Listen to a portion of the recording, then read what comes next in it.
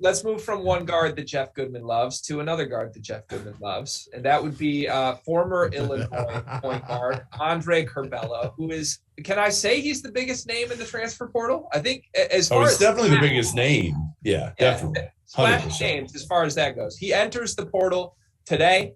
Who knows where he will end up?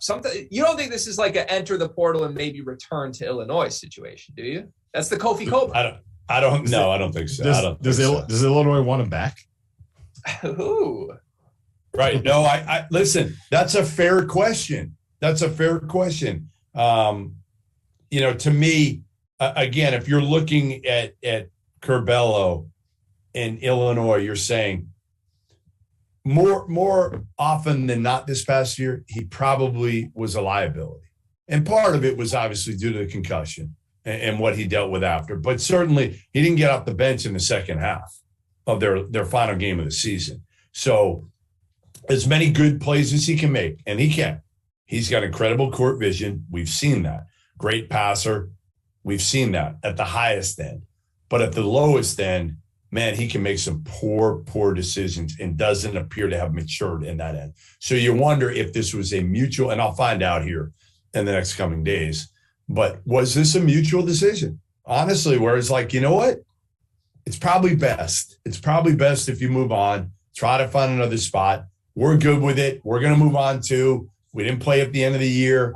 And we're going to find a true point guard. Or maybe just, I don't know what they do. I mean, I think they may need to go. Can Trent Frazier come back? Can Alfonso Plummer come back? The hardest thing, 7th year. Yeah. The hardest thing about figuring out the preseason top 25 is trying to figure out who the hell has another year of eligibility. Yeah. It's hard enough as it is to figure out who's coming back to school and who's leaving. And now we add in 17 other different factors with immediately eligible transfers and COVID years and portals and ninth years and all of this shit. I feel like this season hangover when he's trying to count cards and all the numbers are going around in his head. I'm lost. Impossible. It's impossible to figure out. But Curbelo to me, and here's the thing: what situation does Andre Curbelo need? Do you want to put him in a structured situation to try to teach him the best way to play, or do you want to put him in a situation where he can just go and play AU basketball? I do not think you want to do the latter.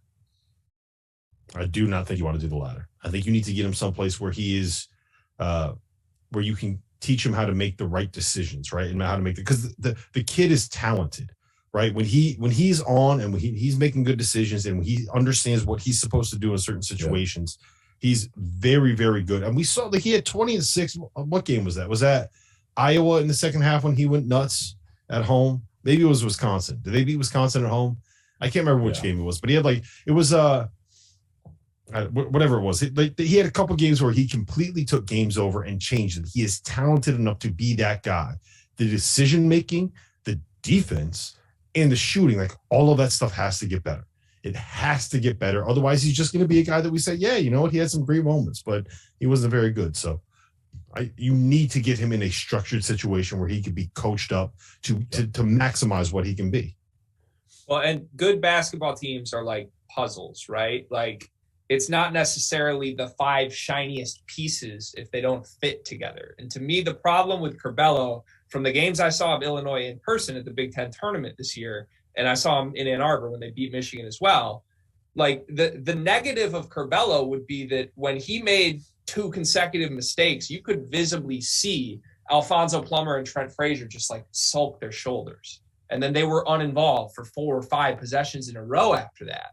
And the version of Illinois that didn't have Andre Curbelo never had that happen because those 2 guards were constantly involved. They were getting their touches. Yeah. They were taking care of the basketball better, and they were lethal. Like when those guys were shooting 10 threes a game each, that really worked well. Didn't happen as much with Curbelo. So I am intrigued because the kid's talented as hell wherever he ends up. Like I hope it works out for him because watching him at his best is one of the funnest things in college basketball. But I wouldn't be surprised if Illinois has some scholarships open up. There's some names like they're in on Terrence Shannon, another name in the transfer portal. I know they're in on Sky Clark, who's still uncommitted in the class of 22. So that backcourt could look totally different very, very quickly here. We'll see what happens.